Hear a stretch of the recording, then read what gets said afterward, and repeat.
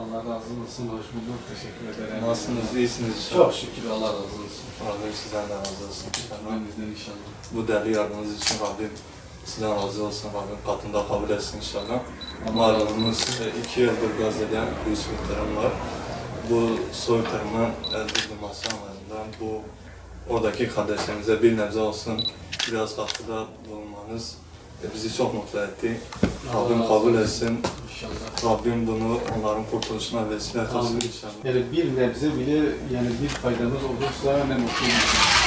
Çünkü bu bizim binalarımıza belki kefaret olur. Elimizden şu an gelen budur. Belki elimizden inşallah ileride daha büyüğü gelebilir. İnşallah da Allah bunu nasip eder bizlere. Rabbim onları muhafaza etsin inşallah. Amin. Rabbim sizin de hayrınızı kabul etsin. Allah razı olsun. Cennette azık olarak katında kabul etsin inşallah. Amin. Allah razı olsun. Ülkenin dört bir yanında Gazze'ye olan yardımlar devam ediyor.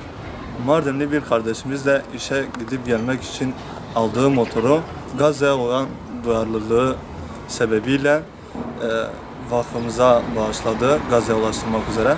Bu tür yardımlar oradaki kardeşlerimiz için çok önemlidir. Rabbim kendilerinden razı olsun. Buradan hayırseverlerimize şunu söylemek istiyoruz. Kesinlikle Gazze için yapılan yardımların azı çoğu yoktur. Ellerinden, kimin elinden ne geliyorsa yapmaları lazım. Karınca misali, nasıl ki karınca ateşi söndüremeyeceğini bilerek ateşe su taşıdıysa, safını belli ettiyse, elinden geleni yapmaya çalıştıysa, bizlerin de öyle olması lazım. Öyle yapmamız lazım. Mardin Umut Kervanı olarak değerli hayırseverimize teşekkürlerimizi iletiyoruz. Rabbim kendilerinden razı olsun.